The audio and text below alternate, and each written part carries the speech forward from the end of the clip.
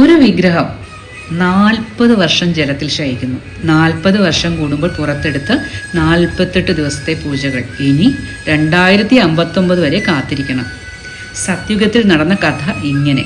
തനിക്കാണോ മഹാലക്ഷ്മിക്കാണോ കൂടുതൽ ശക്തി എന്ന സരസ്വതി ദേവിയുടെ ചോദ്യത്തിൽ കുഴങ്ങിയ ബ്രഹ്മദേവന്റെ മറുപടി മഹാലക്ഷ്മിക്കെന്ന്. ഒരു യജ്ഞം നടത്താനിരുന്ന ബ്രഹ്മദേവന്റെ ക്ഷണം വിസമ്മതിച്ച സരസ്വതി ദേവി ഭഗവാനോടുള്ള ദേഷ്യത്തിൽ കുത്തിയൊലിക്കുന്ന നദിയായി യജ്ഞഭൂമിയിലേക്ക്.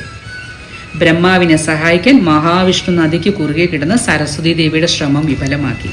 യജ്ഞശാലയിൽ വരദരാജന്റെ രൂപത്തിൽ അഗ്നിയിൽ പ്രത്യക്ഷനായ ഭഗവാന്റെ രൂപം എല്ലാ യുഗങ്ങളിലും ദർശനമേകാൻ ബ്രഹ്മാവിന്റെ നിർദ്ദേശപ്രകാരം വിശ്വകർമാവ് അത്തിമരത്തിൽ തീർത്ത വിഗ്രഹമാണ് 40 വർഷം അനന്ത സരോവറിൽ ശയിക്കുന്നത്.